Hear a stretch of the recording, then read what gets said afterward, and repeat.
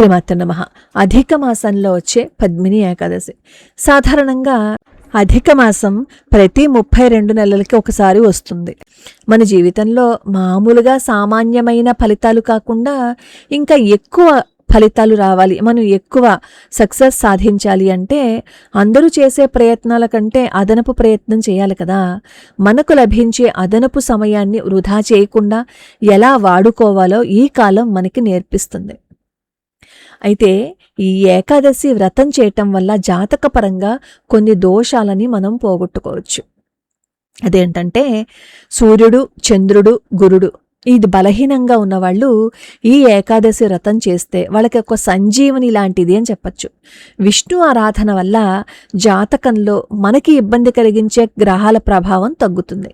అలాగే జాతకంలో 5వ ఇల్లు అంటే సంతాన స్థానం అనమాట, కొంచెం ఇబ్బంది పెడుతున్నట్లు దోషపూరితంగా ఉన్న రాహు కేతువుల ప్రభావం వల్ల పితృదోషాలు ఉండి జీవితంలో గ్రోత్ సాధించలేకపోతున్నాము అని అనుకునేవాళ్ళు ఈ వ్రతం చేయటం వల్ల ఆ అడ్డంకులన్నీ తొలగిపోతాయి. కార్తవీర్యార్జునుడి కథే దీనికి జ్యోతిష్యపరమైన నిదర్శనం. అలాగే డిప్రెషన్ నుంచి, మానసికమైన ఒత్తిడి నుంచి బయటపడతారు. చంద్రుడి ప్రభావం వల్ల మనసు చంచలంగా ఉండి నెగిటివ్ ఆలోచనలు వస్తూ ఉంటాయన్నమాట. ఈ ఏకాదశి ఉపవాసము, ధ్యానం వల్ల మనఃకారకుడైన చంద్రుడి బలం పెరిగి మానసిక ప్రశాంతత లభిస్తుంది. సరే, వీడియోలోకి వెళ్లే ముందు ఈ వ్రత కథ వినే ముందు వాసుదేవుణ్ణి మనం తలుచుకుందాం. పురుషోత్తమ మాసం కదా, పురుషోత్తమ మధుసూదన అంటూ కామెంట్ పెట్టి ఈ వ్రత కథని విందాం. వ్రతం చేయలేని వాళ్ళు కనీసం ఈ వ్రత కథ విన్నా ఫలితం వస్తుంది అని సాక్షాత్తు శ్రీకృష్ణ పరమాత్మే చెప్పారు. ఓ జనార్దన, ఇప్పుడు వచ్చే ఏకాదశి ఏంటి, దాన్ని ఎలా పాటించాలి, ఇది నాకు వివరించాల్సిందే అని చెప్పి కృష్ణ పరమాత్మని అడుగుతారు ధర్మరాజు. అప్పుడు కృష్ణ పరమాత్మ చెప్తున్నారనమాట, ఓ పాండవ, అధిక మాసంలో వచ్చే ఈ ఏకాదశి పేరు పద్మిని ఏకాదశి. అది అత్యంత శుభకరమైనది. దృఢ నిశ్చయంతో దీన్ని పాటిస్తే వాళ్ళు వైకుంఠధామాన్ని పొందుతారు. పాపాలను శమింపచేయటంలో ఈ ఏకాదశి నాతో సమానంగా శక్తివంతమైనది. దీనిని గురించి చతుర్ముఖ బ్రహ్మ అయినా తగినంతగా వర్ణింపజాలడు. మోక్షదాయకము, పాపహరము అయిన ఈ ఏకాదశిని గురించి బ్రహ్మదేవుడు పూర్వం నారదుడికి చెప్పారు. రాజా, పద్మిని ఏకాదశిని పాటించే విధానాన్ని నీకు వివరిస్తాను, సావధానంగా విను అని చెప్తున్నారు. ఏకాదశికి ఒక రోజు ముందు దశమి రోజు నుంచే ఈ వ్రతాన్ని ప్రారంభించాలి. మినప్పప్పు, ఎర్రపప్పు, శనగపప్పు, పాలకూర, తేనె, ఉప్పు వీటిని తినద్దు. ఇతరుల ఇళ్లల్లో భోజనం చెయ్యొద్దు. అలాగే భోజనం మన ఇంట్లో కూడా భోజనం చేయొద్దు అంటారు. ఏకాదశి రోజు ఉపవాసం ఉండాలి అని చెప్తారు. ఉపవాసం ఉండాలి కదా అని చెప్పి మొత్తం మంచినీళ్ళు కూడా తాగకుండా ఉపవాసం ఉంటున్నారు. అలా చెయ్యొద్దు.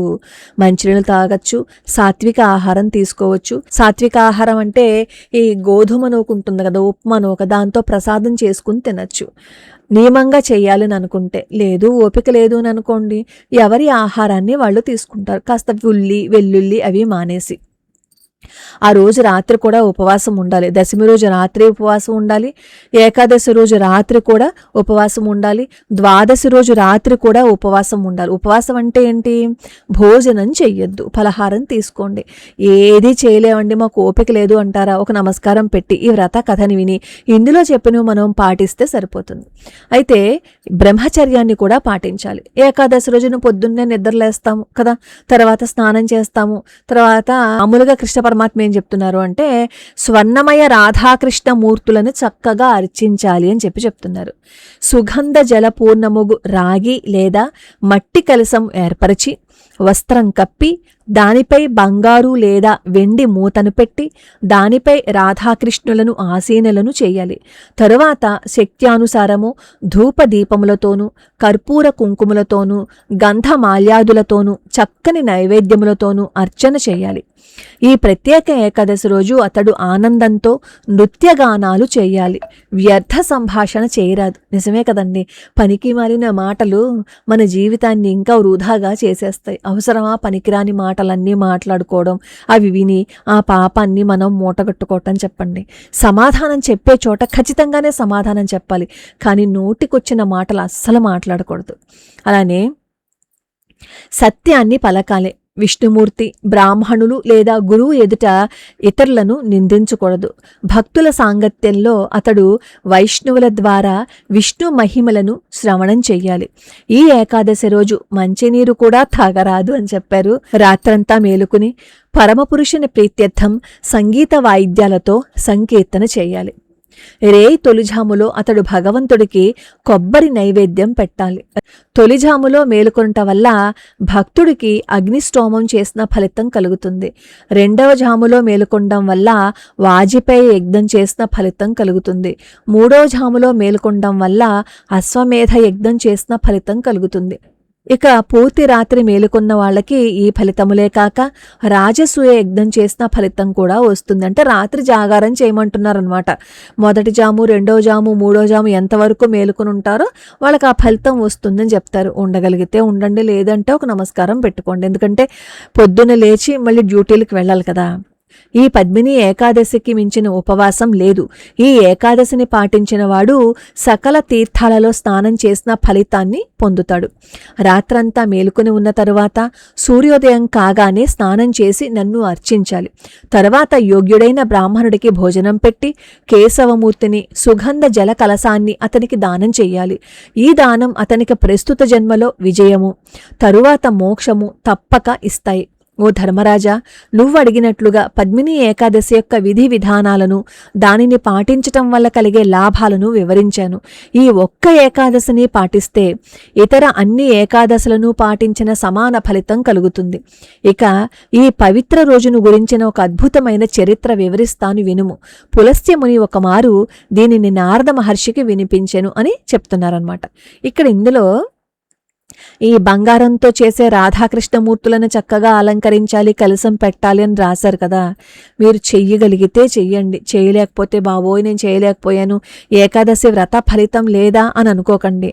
మనం బాహ్యంగా చేయలేకపోయాం అనుకోండి, మానసికంగా చేయగలం కదా. మానసికంగా ఊహించుకోండి, ఎంతో అద్భుతంగా భగవంతుడికి నేను ఆ సేవ చేస్తున్నాను అని. అప్పుడు మానసికంగా మనం భగవంతుడి దగ్గర ఉన్నట్లే కదా. కాబట్టి ఇందులో ఉన్నట్టు మేము చేయలేకపోయామే అని బాధపడకుండా మనకు వీలైనన్ని చేద్దాం.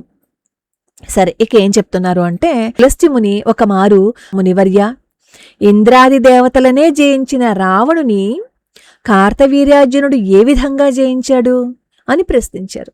దీనికి సమాధానంగా పులస్త్యముని చెప్తున్నారు. త్రేతాయుగంలో కార్తవీర్యుడు హైహయ వంశంలో జన్మించాడు. అతని నగరం మాహిష్మతి. అతనికి 1000 మంది రాణులు. కానీ వారిలో ఎవరికీ సంతానం కలగలేదు. సంతానం కోసం రాజు ఎన్నో యజ్ఞాలు చేశాడు. దేవతలను, పితృదేవతలను ఎందరినో పూజించాడు. కానీ ఏ ముని శాపం చేతనో ఆయనకి పుత్ర సంతానమే కలుగలేదు. అందువల్ల అతడు తీవ్రమైన తపస్సు చేసి తన లక్ష్యాన్ని సాధించాలి అని అనుకున్నాడు. ఆ విధంగా అతడు కౌపీనాన్ని ధరించి రాజ్యాన్ని మంత్రులకి అప్పజెప్పి అరణ్యానికి బయలుదేరాడు. అతని రాణులలో ఒకతే పద్మిని. ఇక్ష్వాకు వంశంలో జన్మించింది. హరిశ్చంద్రుని కుమార్తె అయిన ఆమె భర్త అడుగుజాడలలో నడవాలని నిర్ణయించుకుని అన్ని ఆభరణాలను తీసివేసి కట్టుబట్టలతో అతనిని అనుసరించింది. గంధమాదన పర్వతాన్ని చేరిన కార్తవీరుడు తీవ్రమైన తపోధ్యానాదులతో గదాధరుని 10,000 సంవత్సరములు అర్చించాడు. అయినప్పటికీ అతనికి పుత్రుడు కలగలేదు. కేవలం శల్యప్రాయంగా మారిన భర్తను చూసి పద్మిని ఆలోచించినదై సతీ అనసూయ చెంతకు వెళ్లి వినమ్రంగా ఇలా ప్రశ్నించింది. అమ్మా, నా భర్త గత 10,000 సంవత్సరాలుగా తపస్సు చేస్తున్నాడు. సమస్త పాపాలను, కష్టాలను తొలగించే కేశవుడు ఇంకా ఆయనకు ప్రసన్నుడు కాలేదు. కనుక ఏదైనా ఉపవాస దీక్ష నాకు తెలిపి తద్వారా భగవంతుడు మా ఎడ ప్రసన్నుడు అయ్యేటట్లు చేయవలసింది. అప్పుడు అతని అనుగ్రహంతో ప్రపంచ చక్రవర్తి కాబోయే పుత్రుడిని మేము పొందగలము అని చెప్పి అడిగింది. పతివ్రతి అయిన పద్మిని మాటలు విన్న సతీ అనసూయ నవ్వుతూ ఇలా పలికింది. ఓ కమలాక్షి, సంవత్సరంలో 12 నెలలు ఉంటాయి. కానీ ప్రతి 32 నెలల తర్వాత ఒక అధిక మాసం వస్తుంది. అలాంటి అధిక మాసంలో వచ్చే 2 ఏకాదశులను పద్మిని ఏకాదశి, పరమ ఏకాదశి అని పిలుస్తారు. నువ్వు ఈ 2 రోజులు ఉపవసించి రాత్రి అంతా జాగరణ చెయ్యి. ఇది నువ్వు చేస్తే దేవదేవుడైన హరి నీ పట్ల ప్రసన్నుడై ఒక పుత్రుడిని ప్రసాదిస్తాడు. అది వినిన పద్మిని శ్రద్ధతో అనసూయ ఉపదేశాన్ని పాటించింది. నిర్జలోపవాసం చేసిన పద్మిని నృత్య కీర్తనలతో రాత్రంతా గడిపింది. ఆమె భక్తికి ప్రసన్నుడైన కేశవుడు గరుడ వాహనారూఢుడై వచ్చి ఆమెతో, సాధ్వి, అధిక మాసంలోని ఈ ప్రత్యేక ఏకాదశి రోజు ఉపవసించి నువ్వు నన్ను ప్రసన్నుణ్ణి చేశావు. నీవు కోరిన వరం అడుగు అని చెప్పి అన్నారు. భగవంతుడి అద్భుతమగు వాక్కులను విన్న పద్మిని స్తుతించి తన భర్త కోరికను తీర్చమని అడిగింది. అది విన్న వాసుదేవుడు వారి కోరిక సిద్ధిస్తుందని దీవించాడు. తరువాత లోకార్తిహరుడగు భగవానుడు కార్తవీరునితో, రాజా, నీ పత్ని నన్ను ప్రసన్నుని చేసింది కనుక నీ అభీష్టాన్ని అడుగు, నేను దాన్ని తీరుస్తాను అని చెప్పి అన్నాడు. దానికి సమాధానంగా రాజు, జగదీశ్వర మధుసూదన, దేవతలతో గాని మానవులతో గాని పన్నగులతో కాని దానవులతో గాని జయింపబడిని పుత్రుడిని నాకు సుగము. కేవలం నీ చేతనే అతడు పరాజితుడు కావచ్చును అని అన్నాడు. తథాస్తు అని పలికి భగవంతుడు అంతర్ధానం చెందారు. సంతోషించిన రాజు తన భార్య పద్మినితో కలిసి పురానికి తిరిగి వచ్చాడు. ఆ తరువాత పద్మిని గర్భవతి అయి మహావీరుడైన కార్తవీర్యార్జునికి జన్మనిచ్చింది. ముల్లోకాలలోనూ అతడు పరమశక్తిశాలి అయ్యాడు. 10 తలల రావణుడే అతనిని యుద్ధంలో జయించలేకపోయాడు. తల్లి చేసిన పద్మిని ఏకాదశి వ్రతపాలన వల్ల అతడు రావణుడినే జయింపగలిగాడు. అతడు భగవంతుడి వరప్రసాదం వల్ల జన్మించాడు. ఈ విధంగా నారదునికి వివరించి పులస్త్యముని వెడలిపోయాడు. కృష్ణ భగవానుడు ధర్మరాజుతో పలుకుతూ, ఓ ధర్మనందన, నువ్వు అడిగిన విధంగా ఈ ప్రత్యేక ఏకాదశి శక్తిని నీకు వివరించాను. ఎవరైతే ఈ ఏకాదశి ఉపవాసాన్ని చేస్తారో వాళ్ళు తప్పక నా ధామాన్ని పొందుతారు. నీ కోరికలు తీరాలంటే నువ్వు కూడా ఈ విధంగానే ఆచరించు అని చెప్పారు. కేశవుని పలుకులు విన్న ధర్మరాజు మిక్కిలి సంతోషించి సమయం రాగానే పద్మిని ఏకాదశిని ఆచరించాడు. ఈ విశేష ఏకాదశి వివరణను ముగిస్తూ సూతముని సౌనకుడితో, ఓ సౌనక, ఈ విశేషమైన ఏకాదశిని గురించి అంతా నీకు వివరించాను. అధిక మాసంలో వచ్చే ఏకాదశులను భక్తి శ్రద్ధలతో పాటించేవాడు భగవద్ధామానికి చేరుతాడు. ఈ ఏకాదశుల గురించి విన్నా చదివినా మనుజుడు అనంత లాభాన్ని పొంది చివరకు శ్రీహరిధామానికి చేరుతాడు అని పలికారు. ఈ వ్రతకథలో రాజు రాణి అన్ని సుఖాలు ఉన్నా సంతానం లేదని కుంగిపోలేదు.